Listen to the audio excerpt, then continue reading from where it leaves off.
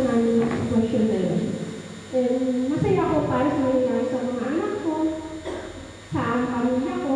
Although sabi ko nga, nababawasan ng tao sa bahay, pero nadadagdagan sila. Pasalamat ako na ginabayan kami ng Panginoon sa lahat ng pagsubok na naranasan namin. And now po, sa pagyugto ng panibagong taon, hoping and praying na patuloy kami gabayan ng Panginoon at ingatan, alagaan ang mga anak ko, ang asawa ko, ang pamilya ko, at inalito yung mga taong kasama ko sa business namin. Kasi syempre po, aside from family ko rin po yung mga tauhan ko. Nasasaktan din ako pag may mga times na nagpapaalam sila. Pero sabi ko nga, kung doon sila may improve, papayagan ko sila.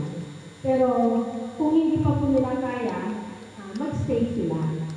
Yun naman po. Pero